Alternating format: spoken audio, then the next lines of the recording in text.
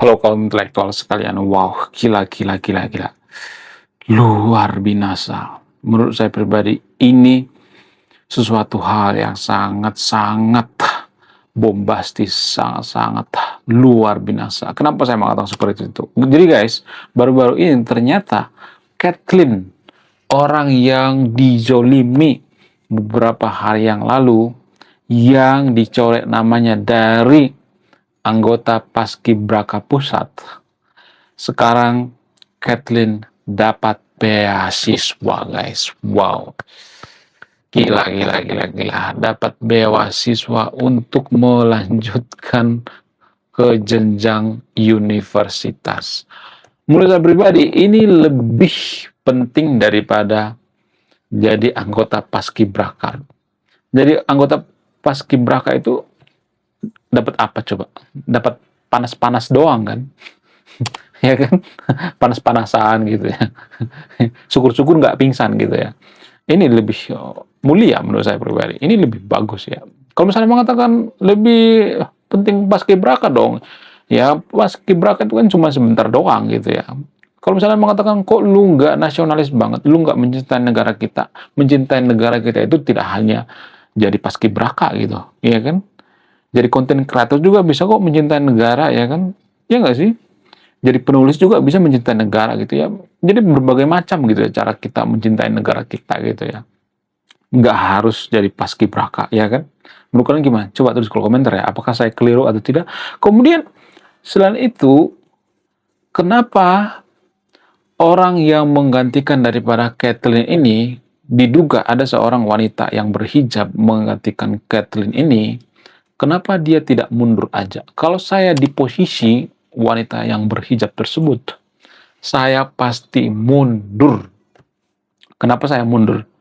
Karena ini momen yang sangat luar biasa. Bayangkan kalau dia berbesar hati mundur memberikan waktu terhadap Kathleen, maka dia akan viral dan dia akan dikenang sepanjang masa. Tapi tidak dilakukannya. Ini kesempatan menurut saya pribadi, tapi tidak dilakukan. Ini sangat dramatis sekali ya kalau dia mengundurkan diri. Ya. Namanya bisa dipuja-puja sepanjang masa. Kemudian ternyata si Kathleen ini punya bakat di dunia model ternyata guys. Wow, luar biasa. Benar-benar ya.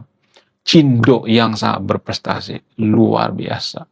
Bayangkan ya. Dia sudah meniti karir ya. Masih SMA meniti karir jadi model. Wow. Luar biasa. Gila, gila, gila, gila. Kemudian kenapa nggak semua tapi ya disclaimer-nya. Kenapa rata-rata Cindo itu sangat-sangat berprestasi di Konoha. Jadi kalau Anda jeli, Anda perhatikan, orang-orang yang memenangkan piala-piala bergengsi dari sekolah di Konoha itu adalah rata-rata Cindo. Ya, saya tidak rasis di sini ya. Ya. Tapi gini, kita harus belajar dari Cindo gitu ya. Ada banyak kok ya piala-piala yang dimenangkan oleh sekolah-sekolah Indonesia gitu ya, yang mengharumkan nama Indonesia, tapi itu biasanya didominasi oleh Cindo di segala bidang, terutama di bidang sains. Baru-baru ini ada tuh ya dari sekolah penabur Serpong yang memenangkan piala bergengsi di Eropa. Olimpiade Matematika. Satu-satunya orang Indonesia yang memenangkan Olimpiade Matematika di Eropa. Wow. Luar binasa. Tapi tidak viral guys. Kenapa? Karena kita tidak suka dengan sains. Kita lebih fokus mengurusi, ya sudahlah. Jadi yang jadi pertanyaan, apa rahasia daripada Cindo?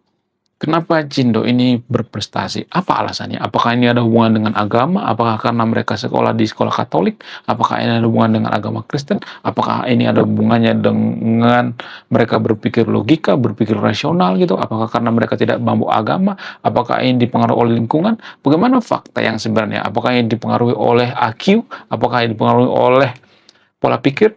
Jadi di video ini saya akan bongkar sampai ke akar-akarnya. Apa itu faktanya? Faktanya adalah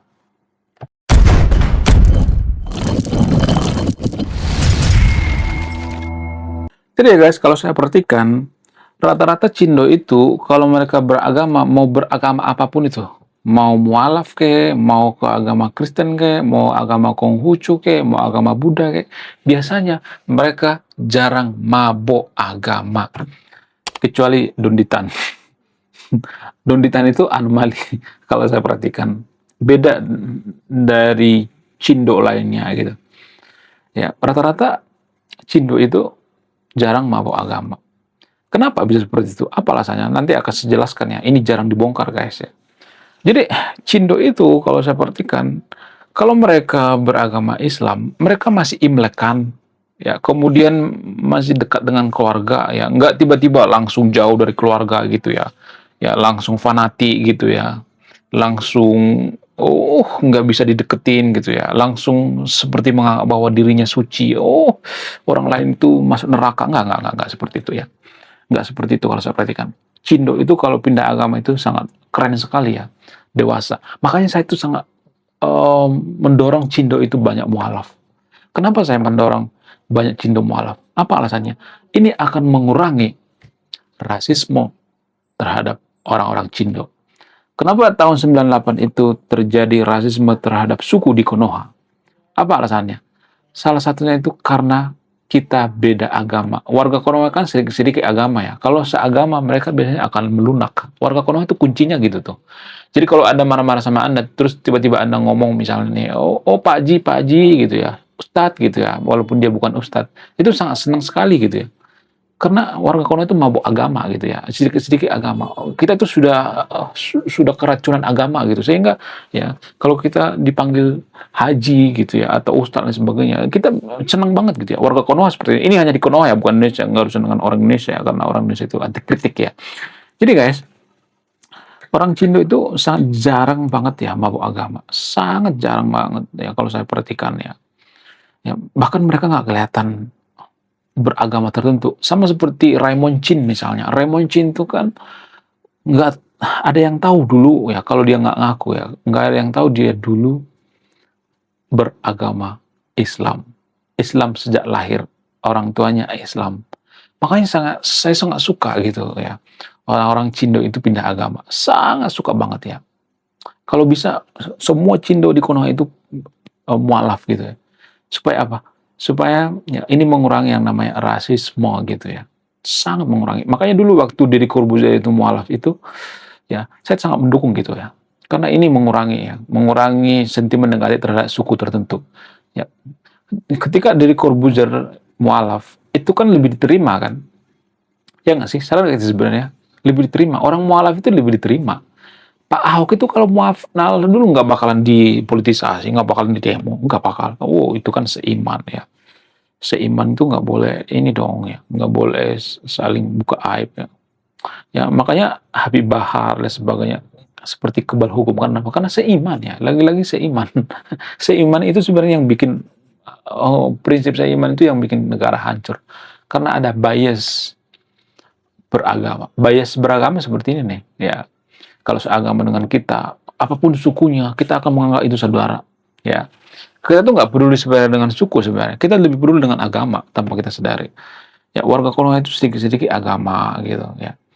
Jadi saya lebih suka Cindo itu banyak mualaf. Ya, sehingga apa? Sehingga Konoha semakin damai gitu ya. Kemudian kalau ada orang Cindo mualaf, mereka jadi pejabat misalnya, ya seperti ada banyak itu ya, di Konoha itu ya, yang mualaf calon-calon pejabat tuh, saya tuh sangat senang banget ya kalau ada orang China itu mualaf jadi pejabat ya. Kenapa? Karena mereka akan bikin Konoha seperti Singapura ya. Makanya dulu saya tuh sangat mendukung Babah Alun ya. Jadi calon gubernur di DKI, tapi sayangnya dia mundur ya dari Partai Golkar. Saya tuh sangat berharap ya seperti Richard Lee ya, walaupun sekarang diisukan balik lagi ke Kristen ya, ya seperti Deddy Corbuzier gitu ya jadi pejabat. Ya. Saya sangat sangat merindukan gitu. Supaya apa? Supaya ya China itu kan lebih bagus ya, lebih bagus. Bahkan Pak Ahok saya tuh pengen dia mualaf gitu ya. Ya, saya tidak mengatakan saya yang paling benar, tapi gini guys, dulu ada kisah di Spanyol. Spanyol dulu kan sebagian pernah dimualafkan tuh ya, dimualafkan melalui invasi ya. Ini sejarahnya jarang dibongkar, guys. Jadi ternyata di Spanyol dulu ada seorang pribumi yang pura-pura mualaf untuk menyelamatkan Spanyol. Ada tuh dulu ya, pura-pura mualaf gitu ya, biar bisa diterima, biar kepilih jadi pemimpin dan dia menyelamatkan warganya, dia menyelamatkan pribumi dan dia memisahkan diri gitu ya, memisahkan diri dari Kesultanan Umayyah kalau nggak salah saat itu ya, dari dinasti Umayyah saat itu. Ada yang seperti itu ya. Jadi maksudnya gini, saya tidak nyuruh dia berbuat jahat, itu kan jahat sebenarnya, nggak nyuruh ya, tapi akan lebih bagus ya sebenarnya kalau banyak orang yang mualaf. Sangat bagus sekali, saya sangat mendukung ya, mendukung banget ya. Pak Ahok juga saya dukung mualaf kok ya. Ya nggak jadi masalah ya kalau dia jujur gitu ya, adil ke semua agama, nggak jadi masalah ya. Apa masalahnya? Nggak jadi masalah gitu ya. Kemudian kenapa Cindo ini biasanya sangat berprestasi? Nggak semua tapi disclaimer-nya. Tapi sebagai informasi, ternyata Cindo paling banyak di seluruh dunia itu adalah, maksudnya oh, orang China perantau terbanyak di dunia itu adalah di Indonesia, guys. Kita tuh lebih banyak di Indonesia, orang China itu lebih banyak di Indonesia daripada Vietnam, daripada Thailand dan sebagainya. Ya, jadi saya sangat merindukan Indonesia itu dipimpin oleh Cindo supaya Indonesia seperti Singapura, walaupun susah banget ya, tapi menurut saya pribadi bisa kok ya kalau ada yang mualaf gitu, boleh lah gitu ya, jadi pemimpin gitu ya, kalau tujuannya baik kenapa enggak ya kan ya. Kemudian selain itu ya, alasan yang paling masuk akal itu kenapa orang Cindo itu berprestasi itu karena IQ. Saya tidak rasis di sini ya, mohon maaf ya. IQ itu kan sebagian besar itu diturunkan. IQ manusia itu dari genetik, guys, diturunkan. Ya, bukan gini, maksudnya gini. Sebenarnya IQ kan bisa dinaikkan juga dari makanan, gizi dan sebagainya. Tapi yang paling mudah itu sebenarnya genetik. Makanya orang-orang Iran itu ada yang tinggi IQ-nya karena apa? Genetik. Walaupun di Iran banyak orang miskin ya, menurut World Bank ya.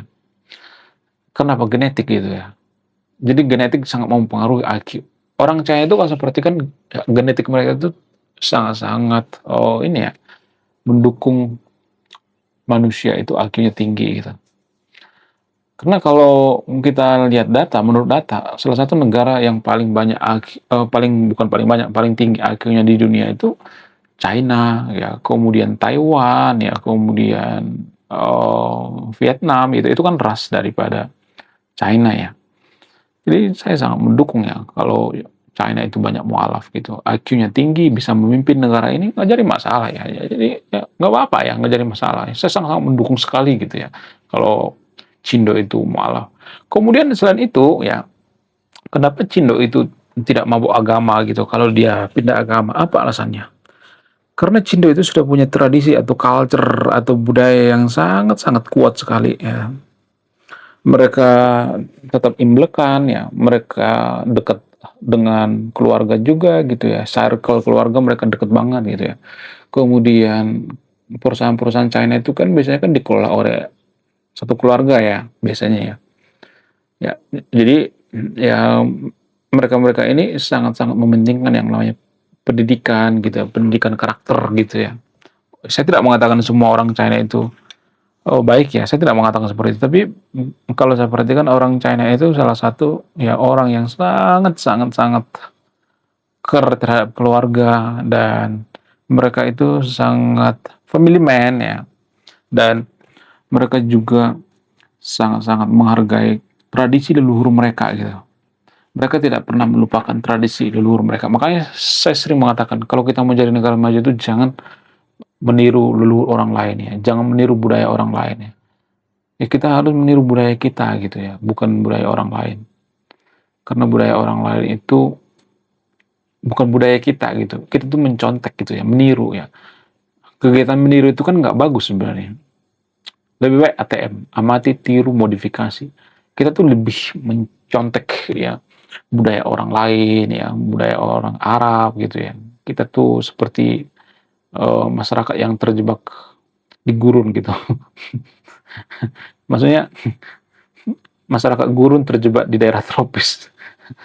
Itu budaya kita. Pakaian juga seperti itu gitu. Nggak cocok. Kenapa di gurun itu menggunakan cadar gitu? Karena banyak debu gitu. Lah kita di negara tropis panas gitu pakai cadar kan gerah ya. Ya boleh-boleh aja sih pakai cadar nggak ada masalah. Tapi permasalahan sesuaikan dengan lingkungan gitu ya. Pakaian itu kan sesuai dengan lingkungan gitu.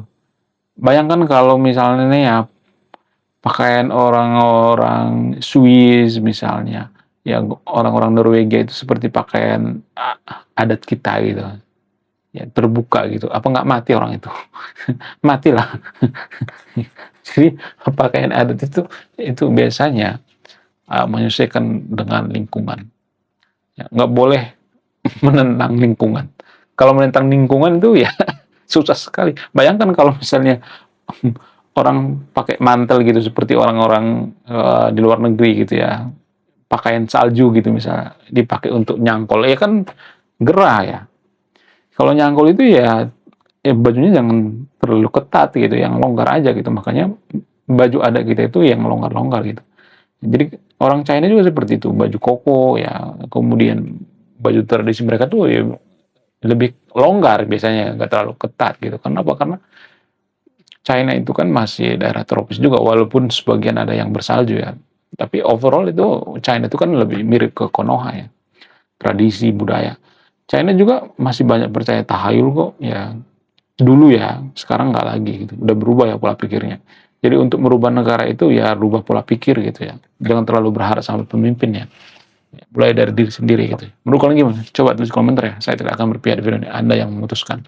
Belum kita lanjut. Jadi guys, kemarin ada yang nanya, lu apa sih kontribusinya bagi negara ini? Kontribusi saya ini guys ya. Nulis buku, judulnya Budi Tanpa Pekerti. Ini temanya bahas tentang agama. Kemudian sama luka. Kisah dalam buku ini ada seorang kiai bingung memilih antara menyelamatkan hutan atau menyelamatkan 1000 anak yatim. Link pembeliannya ada di pin komentar video ini. Oke guys, sekian video ini. Terima kasih sudah memahami. Saya kaum intelektual, salam rasional.